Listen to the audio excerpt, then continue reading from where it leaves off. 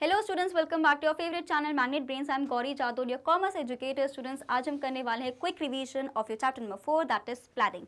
तो ये हमारा फर्स्ट फंक्शन ऑफ मैनेजमेंट। इसमें जो जो चीज़ें इंपॉर्टेंट है हमारे लिए कवर करने के लिए, उसको साथ साथ में कवर करते हुए चलेंगे and within few minutes we are going to revise everything.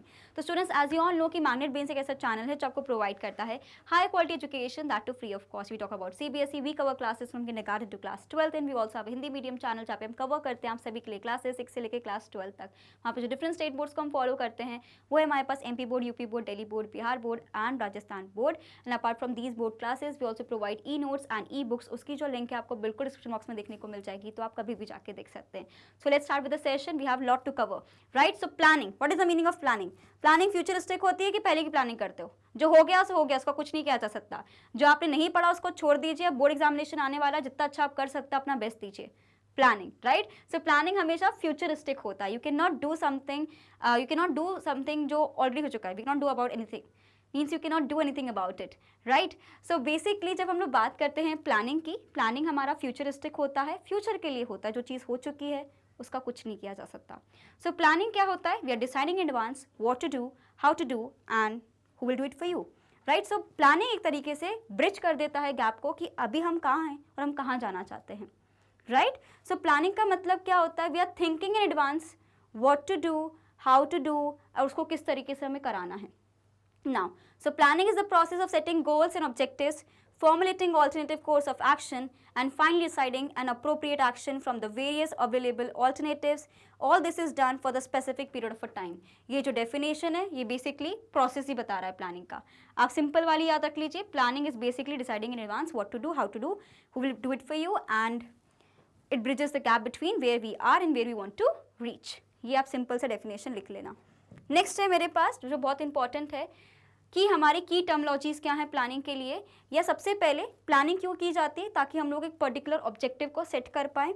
उसके लिए टाइम पीरियड हम सोच के रखते हैं, फॉर्मुलेट करते हैं डिफरेंट कोर्स ऑफ एक्शन कि हम इसको कैसे अचीव कर सकते हैं, एंड डिसाइड करते हैं कि फाइनली करना क्या है। तो ये प्लानिंग के ये कुछ टर्मिनोलॉजीज हैं। आप ऑब्जेक्टिव्स को सेट करते हो, टाइम को सेट करते हो, डिफरेंट ऑल्टरनेटिव्स को गो थ्रू करते हो, फिर बेस्ट कोर्स ऑफ एक्शन को डिसाइड करते हो।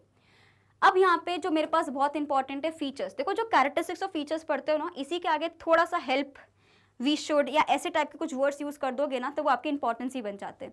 For example, planning focus is on objective. इसी को अगर मुझे इंपॉर्टेंस में लिखना होगा तो मैं कैसे लिखूंगी? हेल्प्स, मतलब हम ये बोल सकते हैं planning helps in focusing on the objectives और अचीविंग द ऑब्जेक्टिव्स। तो आप अगर फीचर्स याद कर लोगे तो अपने आप आपको इंपॉर्टेंस भी याद हो जाएगा।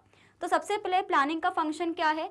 प्लान हम क्यों कर रहे हैं? एक सर्टेन ऑब्जेक्टिव को लेके प्लान करें ना। अगर मैं सोच रही हूँ कि यार 12th स्टैंडर्ड के बाद मुझे गोवा जाना है अपने फ्रेंड्स के साथ, तो मेरा ऑब्जेक्टिव है ना कि मुझे गोवा जाना है 12th के बाद, राइट।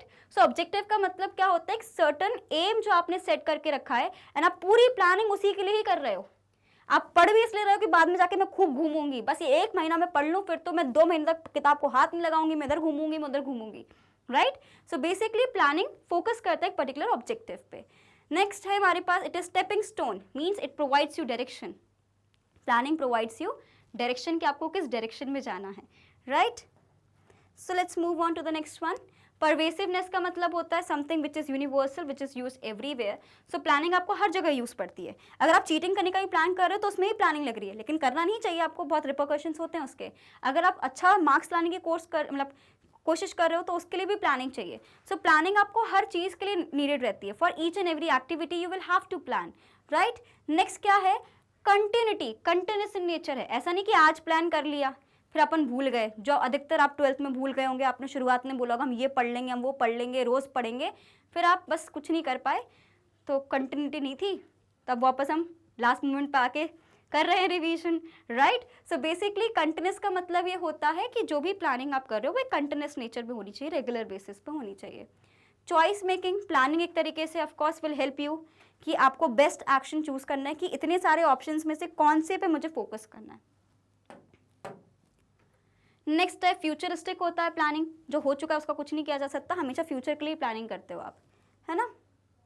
लिमिटेशंस ऑफ प्लानिंग बहुत बार पूछा जाता है। देखो प्लानिंग से ना कैसा आता है क्वेश्चन, जैसे कि अभी हमने बात किया planning lack flexibility and deals with a dynamic environment.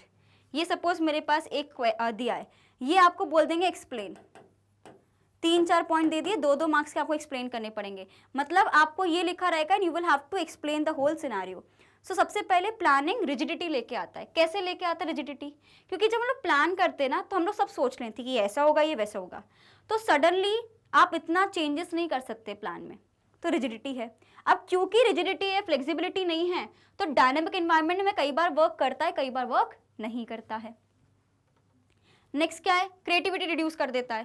जैसे कि कई बार होता है ना, हम खूब प्लान करके कुछ हमने डिसाइड कर लिया और बाद में एक अच्छा सा आइडिया, यार ये भी तो कर सकते थे, लेकिन अब छोड़ यार, कर लिया ना, प्लान हो गया, ऐसे ही करना है, वैसे ही कर लेंगे। मीन्स क्रिएटिविटी रिड्यूस हो जाती है, बिकॉज हमने ऑलरेडी पहले से हर एक चीज़ को प्लान करके रखा है, सोच के रखा है क्या करना है, कैसे करना है। नेक्स्ट है मेरे पास, प्लानिंग बहुत ज़्यादा कॉस्टली भी होती है, बिकॉज प्लानिंग ऑर्गेनाइजेशन के पॉइंट ऑफ व्यू से हमारा प्लान अलग है, लेकिन ऑर्गेनाइजेशन के पॉइंट ऑफ व्यू से क्या होता है कि ऑफकोर्स डिफरेंट एक्सपर्ट्स बैठते हैं, आप कहीं से रिसोर्सेज वगैरह भी ले रहे हो, तो वो एक खर्चा वाला है पूरा जोर। इसलिए कई बार प्लानिंग हम बोलते हैं ना, बहुत टाइम कंज्यूमिंग भी है और कॉस्टली भी होता है। टाइम कंज्यूमिंग भी है, प्लस कई बार ना प्लानिंग का भी गारंटी नहीं करता सक्सेस। प्लान का क्या है कि हम एक डिसाइड करें कि ये करना है, लेकिन प्लानिंग कभी गारंटी नहीं करता है सक्सेस। क्लियर? बहुत इंपॉर्टेंट है, दैट इज प्लानिंग प्रोसेस। इसको तो यार ये तो जिंदगी भर याद रहने वाला प्रोसेस है, इसको हमेशा याद रखना है, लाइफ से रिलेट कर लो। जब भी हम प्लान करते हैं सबसे पहले क्या सेट करते हैं? ऑब्जेक्टिव। पहला क्या आ जाएगा? Setting of objective. Second scenario क्या है? यू डेवलप प्रेमाइसिस, कि उसके आसपास के अजम्पशंस क्या होंगे, प्रेमाइसिस डेवलप करते हो। थर्ड होता है मेरे पास आइडेंटिफिकेशन ऑफ ऑल्टरनेटिव्स। तो जो भी आपने ऑब्जेक्टिव सेट किया है, उसके आजू बाजू जो इन्फॉर्मेशन आपने निकाली है, अब आप वेरियस सोर्स ऑफ एक्शंस ढूंढोगे कि मेरे पास क्या क्या ऑल्टरनेटिव्स हैं, हम कहाँ कहाँ जा सकते हैं घूमने। ठीक है, जैसे कि पहले मैंने सोचा कि एग्जाम के बाद मैं जाऊँगी घूमने, ये तय है।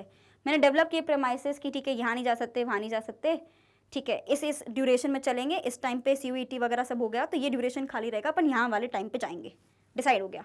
नेक्स्ट है आइडेंटिफिकेशन ऑफ ऑल्टरनेटिव्स। अब कहाँ जाएंगे? गोवा जाएं, मनाली जाएं, केरला जाएं, कहाँ जाएं? We have so many options. Now you will evaluate each and every alternative. सब जगह इवैल्यूएट करोगे, कहाँ कितना खर्चा हो रहा है, कितना डिस्टेंस है, कितना टाइम लगेगा, हर एक चीज़ को नोटिस करने के बाद आप सबसे बेस्ट ऑप्शन चूज करते हो कि चलो भाई गोवा ही चलते हैं। ठीक है, फिर आप उसको इम्प्लीमेंट कर देते हो, राइट। उसके बाद इम्प्लीमेंटेशन के बाद जब आपने प्लान इम्प्लीमेंट कर दिया है, हम देखते हैं कि जो हमने सोचा उस हिसाब से चीज़ें चल रही है कि नहीं चल रही। नहीं चल रही तो एक फॉलोअप प्लान बनता है जिसके थ्रू हम वापस प्लानिंग में वापस आने की कोशिश कर रहे हैं। सो फॉलोअप प्लान एक तरीके से करेक्टिव प्लान भी आप बोल सकते हो। So this is the whole process of planning, setting of objectives, developing of premises, then identification of alternatives, evaluating them, selecting the best alternative, implementation, and of course last में follow up action. Take a screenshot.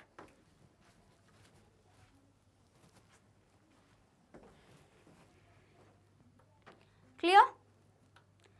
तो सबसे पहला क्या होता है? The first step is to set different specific goals you want to achieve. Developing of premises का मतलब क्या होता है? मैंने बोला ना, assumptions banana regarding the future कि ये हो सकता है, ऐसा हो सकता है, क्योंकि हम प्लान तो फ्यूचर के लेकर हमें नहीं पता ना कि क्या होगा, हमें तो सोच रहे हैं कि ये हो सकता है।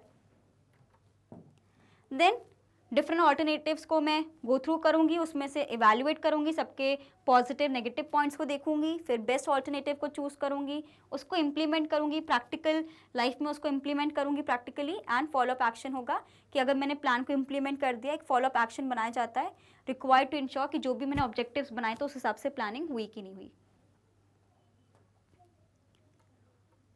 नेक्स्ट जो मेरे पास बहुत इंपॉर्टेंट है, that are types of plans. देखो जो इंपॉर्टेंट है उसी को हमने सेशन में लिया है, because this is a very quick session, quick revision है, within very few minutes we are revising the whole chapter.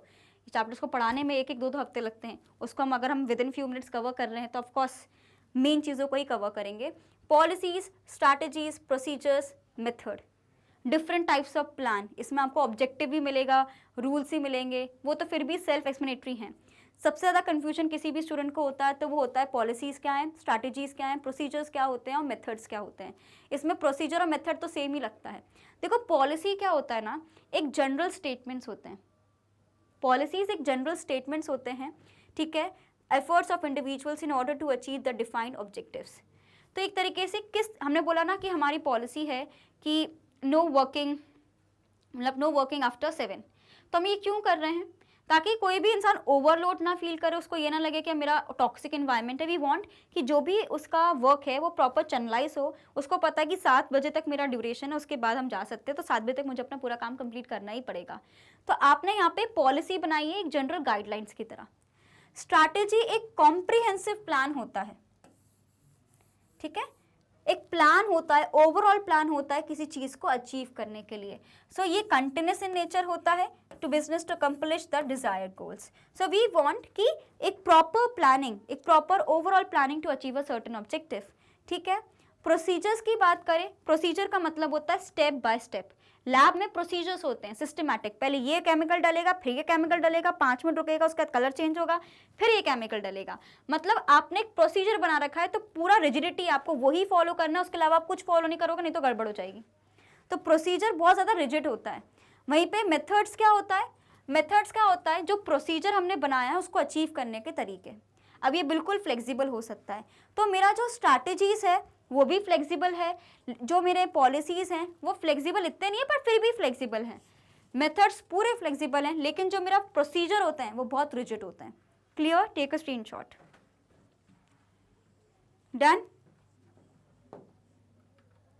Next है मेरे पास फोकस की। अगर हम बात करें, पॉलिसीज़ क्या होता है कि जो भी मेरे रूटीन फंक्शंस है उसको हम अच्छे से अचीव कर पाएँ, कि हमने रूटीन बना दिया कि ठीक है 10 बजे आना है और 7 बजे जाना है, ये मैंने एक पॉलिसी बना दी, यही पॉलिसी वर्क कल्चर की मेरे यहाँ चल रही है। स्ट्रैटेजी क्या होता है, हम long term point of view से सोचते हैं कि मेरी ओवरऑल स्ट्रैटेजी क्या है इस साल के प्रिपरेशन की। नेक्स्ट क्या है, प्रोसीजर का मतलब होता है एक पर्टिकुलर ऑब्जेक्टिव को अटेन करने का तरीका, कि ये करोगे तो ये हो जाएगा, स्टेप बाय स्टेप प्रोसेस। वहीं पे मेथड्स क्या होता है कि किसी भी टास्क को एफिशिएंटली कवर करने का कौन सा बेस्ट तरीका है। क्लियर? Take a screenshot.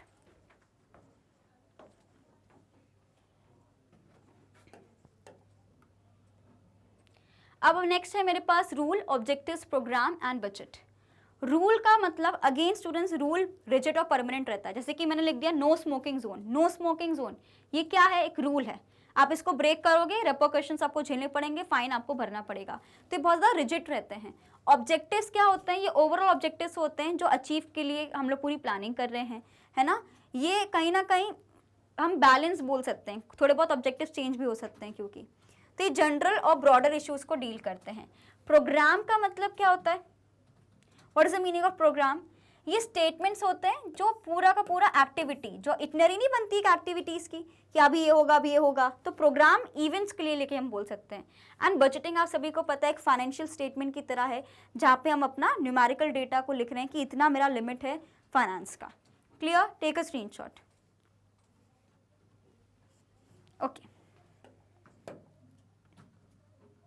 तो स्टूडेंट्स यही था हमारा आज का session, a quick revision of your chapter number 4 that is planning.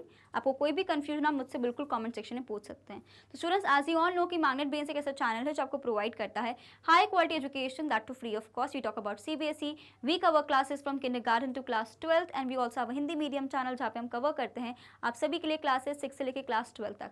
वहाँ पर जो डिफरेंट स्टेट बोर्ड को हम फॉलो करते हैं वो है हमारे पास MP board, UP board, Delhi board, Bihar board and Rajasthan board. And apart from these board classes we also provide you 3 special courses like Vedic maths crash course and spoken English course. We also provide e-notes and e-books, उसकी जो link है आपको बिल्कुल description box में देखने को मिल जाएगी, तो कभी भी जाके आप देख सकते हैं। एंड स्टूडेंट्स इसी तरीके से आपको बिल्कुल बने रहना है मेरे साथ मैग्नेट ब्रेन्स पर। मैं मिलती हूँ आपसे नेक्स्ट वीडियो में। Till then keep revising, keep studying, all the best for examination and thank you watching this video.